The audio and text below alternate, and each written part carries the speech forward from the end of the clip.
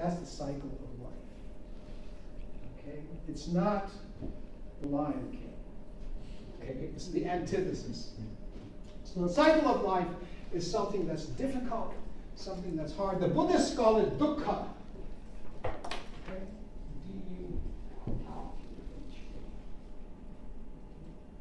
The Hindus call it samsara.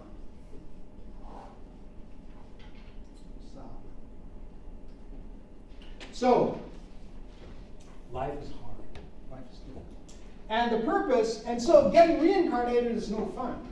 It's like you're subjecting yourself to the same misery all over again for the next 30, 40, 50, 60 years.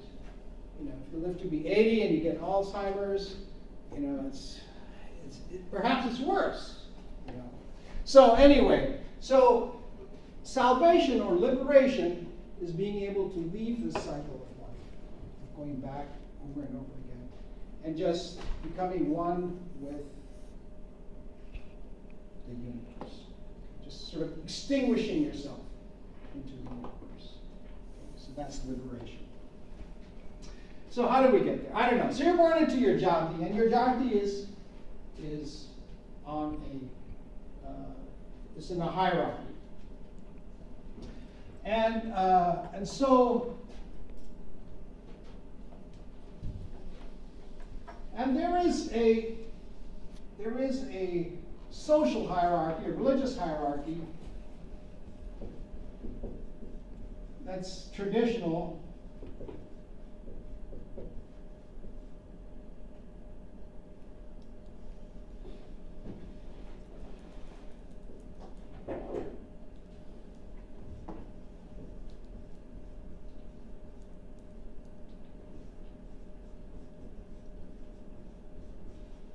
At the top of the hierarchy are the priests, supposedly, the Brahmins. After that are the warriors, the Kshatriya. After that are the Vaishyas, the merchants, people. And then the laborers, the Shudras, who do the work in the fields.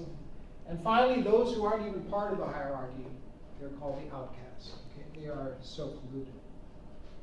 And so your jati sort of fits into one of these or is some of them. Now, people think there's no social mobility in Hinduism, you know, that there's no way of going. If you're born into your jati,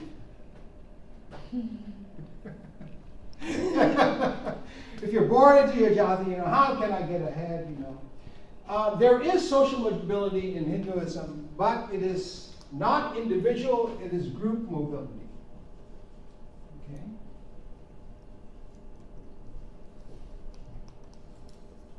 Which means over time, your group can become more fortunate, it can get economic, you know, it can be economically more successful, and then it can claim to a higher status than it had before.